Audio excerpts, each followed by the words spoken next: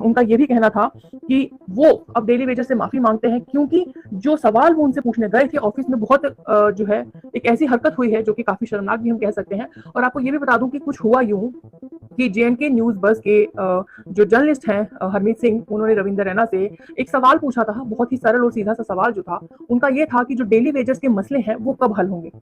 और सबसे पहले तो जब उनका सवाल जब रविंदर रैना के आगे आया तो रविंदर रैना ने पहले तो आपको बता दूं कि उनको ये कहा गया कि उनको इंतजार करना पड़ेगा 5-10 मिनट का, क्योंकि वो किसी और जर्नलिस्ट के सवालों का जवाब दे रहे थे। और जो सवाल है ये खुद हरमीत सिंह, जिस तरीके से न्यूज जेएनके न्यूज बस की जो रिपोर्टर है, जर्नलिस्ट है, उनका ये सवाल था। और उनका सवाल ये था उनको कि डेली वेजर्स जो थे उनका क्या होगा, क्योंकि काफी लंबे समय से जो अपनी मांगे हैं वो लेकर धरना दे रहे हैं, कब वो पक्के होंगे, ये उनका सवाल था। लेकिन रविंदर रैना द्वारा कुछ ऐसा गुस्सा उनको आ गया कि उनके कैमरामैन से उनका कैमरा छीना गया। उसके बाद उनका माइक जो है वो तोड़ दिया। वीडियो भी आपने जेएनके न्यूज बस जो चैनल है वहां पर देखी होगी कि मीडिया के जो माइक, एक जो जर्नलिस्ट है उसका सबसे बड़ा एक काम ही है कि माइक लेके सवाल पूछना, और माइक जो है उसी से वो पूरा दिन जो काम करते हैं, जो सच है वो जनता के आगे लाते हैं, सच जो है सरकार को आईना भी दिखाते हैं, और सब काम जो है माइक के जरिए करते हैं। लेकिन उस माइक के ही 2 पीस कर दिए गए, उस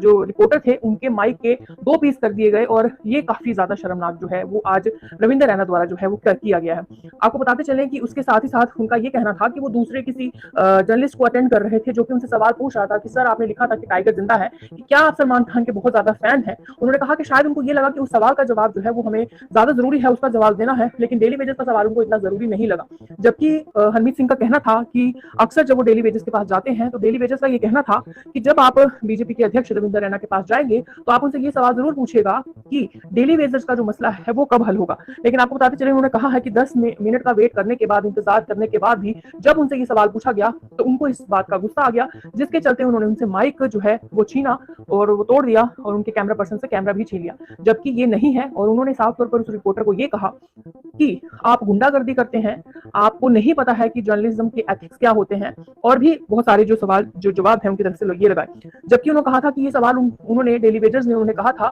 कि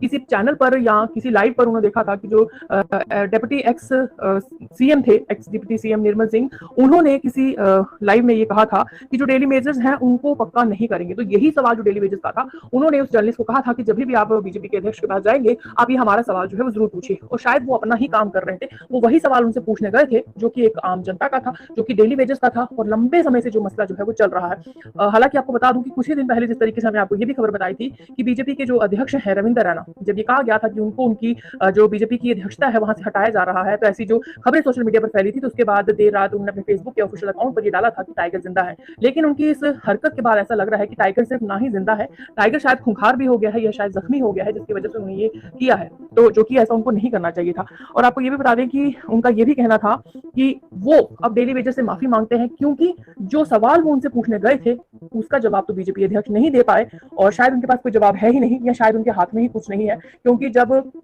पहले भी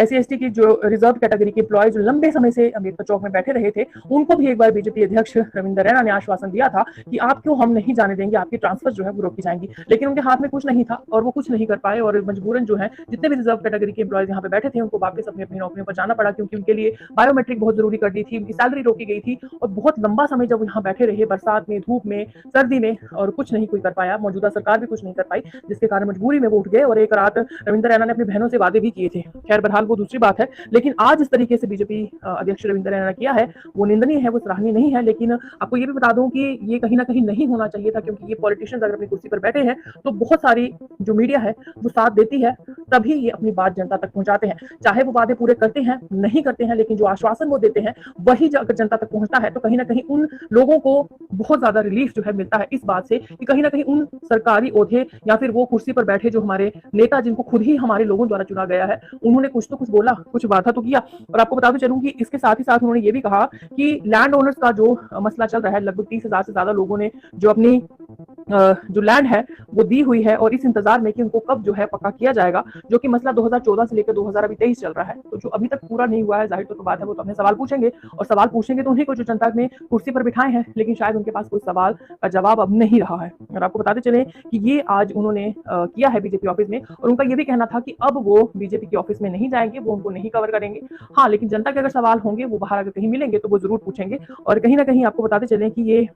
बहुत गलत हुआ है। और सबसे बात बुरी ये है कि जो बाकी मीडिया की फ्रेटर्निटी है उन्होंने साथ नहीं दिया, जबकि अगर अपने फ्रेटर्निटी को कोई भी परेशानी आती है तो सबसे पहले उन सबको आगे जाना चाहिए जो साथ में खड़े होते हैं, चाहे कोई सीनियर है चाहे कोई जूनियर है, लेकिन जब कोई परेशानी आती है तो सबको मिलकर इकट्ठा आगे चलना चाहिए, क्योंकि अगर आज इधर परेशानी आ सकती है तो अगले दिन किसी और पर भी परेशानी आ सकती है। और वहीं पर हनीफ सिंह का ये भी कहना है कि उन्होंने ये भी कहा कि इस चैनल वालों को और इस जर्नलिस्ट को बीजेपी ऑफिस में आने ही नहीं देंगे। तो कहीं ना कहीं ये काफी गलत जो है वो आज हुआ है। और आप सबकी इस पर क्या राय है जरूर बताइएगा, क्योंकि आप सबको पता है कि आज के जमाने में अगर कोई आवाज है तो वो सोशल मीडिया पर, मीडिया है तो आवाज है, और वही जो है पहुंचाती है, मदद दिलाती है। आज के दिन में बहुत सारे घर जो है वो मीडिया की हेल्प से भी जो है आबाद हुए हैं, वो आप आए दिन आप सोशल मीडिया पर भी देखते हो। लेकिन कहीं ना कहीं ये काफी निंदनीय था और ये जरूर आप तक पहुंचाना जरूरी था। जिन मीडिया फ्रेटर्निटी ने ये कवर नहीं किया है उनके लिए भी ये काफी क्वेश्चन मार्क है कि आखिर उन्होंने क्यों ऐसा नहीं किया। तो कहीं ना कहीं बाकी